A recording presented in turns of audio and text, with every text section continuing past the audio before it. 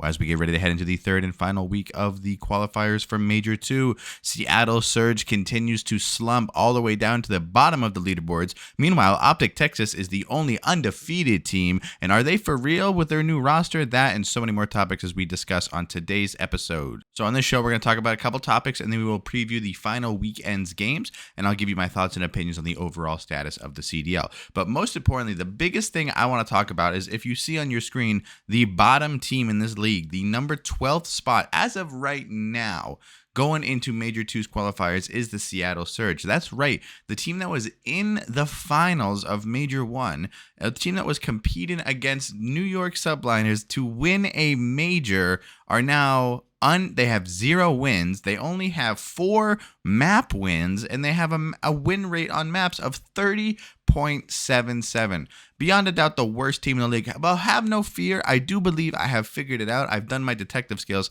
and I have figured out what their biggest issue is. And to me, it's their search and destroy. They have one of the worst stat lines for search and destroy in the entire league. One stat line that I think is it's outrageous to look at is their overall KD is 0.82. Not a single team in the CDL has a 0.8. I think the lowest one next to this is a 0.9. That is insane. They are, as of right now, the worst search and destroy team in the league. And if we go over and we look at how they've been, they played Optic in a best of 5, 3-2. What is that 3-2? What is that 5th game mode that they play? Search and destroy. Now they got 3-0'd by Atlanta FaZe. That's something to really kind of scratch your head at and be like, wow, you wish they could have put another win on. But Atlanta FaZe is another story in of itself. But their first game was against Vegas Legion, another 3-2. And what is the 5th game that you play? What's the game mode? Search and destroy. So if you're bad at search and destroy, if you're the worst team in the league at search and destroy, and you're not good enough at any of these other game modes to win series without going 5 games, you're going to lose. Now, do I think Seattle is the worst team in the CDL? Not really. I think London Royal Ravens still hold that, but I do think right now, going into this final weekend, going into this major, Seattle Surge has a real big problem, and specifically a really big problem with their search and destroy. Again, it's too late to change the roster. It's too late to try to bring in new talent to maybe help, but what they can do is continue to experiment and try new strategies and try new things, because overall their other game modes, although are in the lower half of the league right now, they're not that bad at hardpoint. They're not that bad at control. They're right on par with some of these other teams, but their search and destroy is so bad that that's the reason they keep losing these games. And I'm excited to see them turn it around. Do I think Seattle Surge is going to be at the bottom of the standings at the end of the season? I don't. I don't even. They're not even at the end of the bottom of the overall season right now on standings, but that's also because they had a really good performance at Major 1. Some other teams didn't get to play very far at Major 1. Teams like Boston, teams like Florida, teams like the Gorillas, they didn't have a long run at the major, so the games are kind of skewed into that different way. But I don't expect Seattle to make it to the final of another major. I don't expect them to really be high-level competition at a lot of these other majors, but I do expect them to not be the bottom team in the league. I don't expect them to be as bad as the London Royal Ravens. Now, from one end of the standings all the way up to the top, there is only one team as of right now for this qualifiers portion of the tournament that is undefeated, and that is your lovable, super awesome, not a team that I dislike at all, Optic Texas. Now, Optic Texas in the past, I have made some videos, I have made some comments about Optic Texas that are not very favorable by the Optic. I don't think they're very favorable by the Optic Texas fans. I do get a lot of people who comment on it who are CDL fans or perhaps other team fans who, whether they agree or disagree, they understand what the points that I'm trying to make. It's just the Optic fan club that doesn't like when you talk negative, which is fine. But I got some good news for you guys this week, because I'm going to talk positively. Optic looks so good. I am beyond shocked at how well they've been performing during this portion of the qualifiers. They've won 3 games in a row. They beat Seattle, they beat Boston, and they comfortably beat Toronto with 3-0. And that to me was the biggest surprise of the entire season so far to me, is how well, not necessarily that Optic Texas beat Toronto, but how well they beat Toronto. How they really like manhandled them and made it look like, Optic Texas was at that day a better team.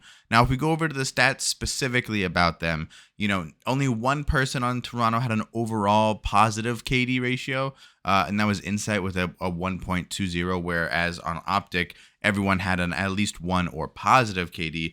In fact, Insight actually had the highest KD in the entire series, but just didn't have, his teammates to back it up for me. Now, when you take younger players, when you take new players, maybe there's something to do with that, right? Maybe Scrap is the next up-and-comer, but he still has some quirks to kind of work out, and he still has some things.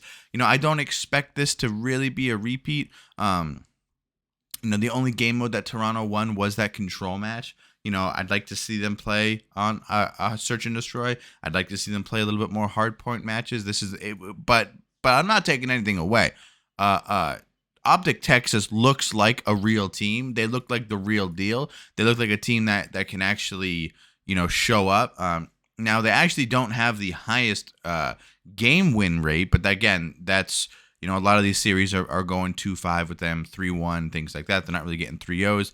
Teams like Toronto, Boston, New York actually have higher win rates per map, but they don't have the overall win. And at the end of the day, that doesn't matter. The only thing that matters is if you won your series, and there's one team above everyone else that has a 100% match win rate, and that is Optic Texas. So going into the major, I expect them to do very well. I don't know if I would call them front runners to win yet, but they are definitely the top tier teams that are there to compete. And if they continue to play like this on land as they have played all throughout these first 2 weekends, then I will be, shocked and impressed beyond belief. But those are a couple of the topics that I wanted to talk about going into this final weekend. But speaking of this final weekend, let's discuss my favorite games to look ahead to for this final weekend of the online portion qualifier for Major 2 in Boston. So let's go ahead and start off with Friday at 6 p.m. Eastern. Atlanta FaZe is going up against the Los Angeles Guerrillas. Now, this is a series that I think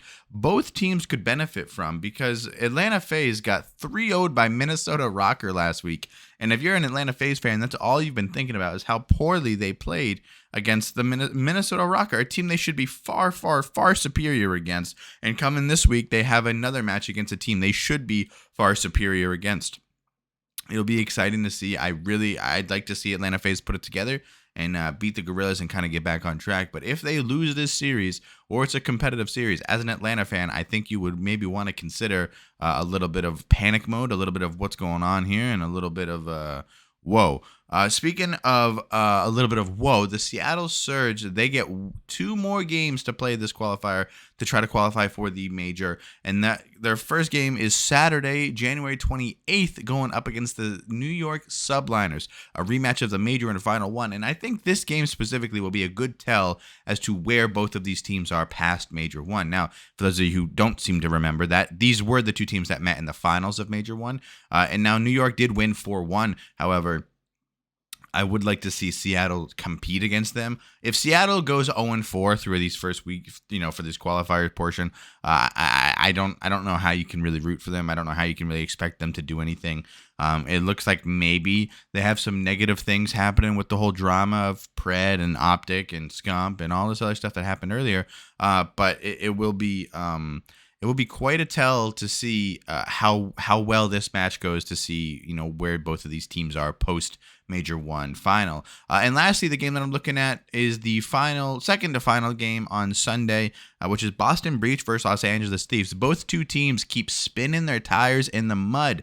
They keep trying to get their cars on track. They keep trying to get their seasons back on track and be the teams that everybody who knows them can be. However, they keep struggling. They keep shooting themselves in the foot. They keep losing. They keep underperforming. And now these 2 teams are going to play each other. And it'll be a good idea to see which team can actually kind of get some grip and can maybe try to look to turn their way into the portion of the tournament where they play on land. And I do think it will be exciting to see Boston. Again, this is Boston's major, so I'm expecting them to maybe kind of put it in another gear and try to win in front of their home crowd. But those are some of the games that I'm excited about. Those are some of the stories I'm excited about. I hope you guys enjoyed this episode, and we will see you in the next one.